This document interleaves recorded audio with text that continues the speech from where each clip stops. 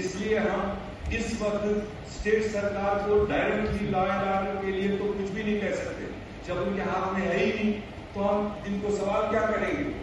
اس لیے جن کے ہاتھ میں لا اینڈ آرڈر تھا، جو اس میں آفیسر، جو ایجنسیز انوالو تھی، میرے خیال سے اس کو بھی نظر ڈالنے کی ضرورت ہے. اس کو پردہ نہیں کیا جانا چاہیے.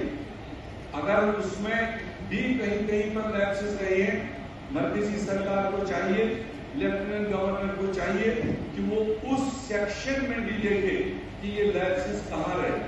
اور یہ بات بھی یہاں لانا ضروری ہے کیونکہ اس انسیڈنٹ کے بارے میں عوام میں ویسے ہی ایک افواہ تھی، اور جو سیکیورٹی ایجنسیز بھی کہہ رہی ہے کہ ہمارے پاس ان پٹ تھا. اگر ان پٹ بھی تھا، ہوا بھی تھی، تو اس کو کرب کرنے کی کوشش کیوں نہیں کی گئی؟ یہ کہاں پر یہ چوک ہوئی کہ اتنے لانگ جنگل میں جا کر، اور کیوں بائیسرن اتنا کھلا چھوڑ کے سوال اٹھتا ہے کہ سیکیورٹی کہہ رہے کہ ہمیں پوچھا نہیں گیا، پرمیشن نہیں گیا.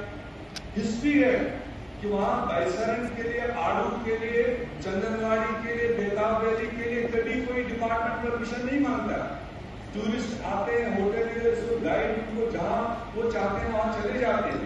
اگر اتنا بڑا رش ان پچھلے ایک مہینے میں بائیسرن کے لیے دکھائی دیا، پر ڈے 400-500 ٹورسٹ وہاں جا رہے ہیں، میرے خیال سے جو سیکیورٹی جو ان چیزوں پر نظر رکھنی چاہیے تھی وہ بھی کہیں نہ کہیں لیپس ہے، جو ہوم منسٹر نے خود بھی ایکسپٹ، یہ میں نہیں کہہ رہا، مگر ایکسپٹ کرنا کافی نہیں ہے.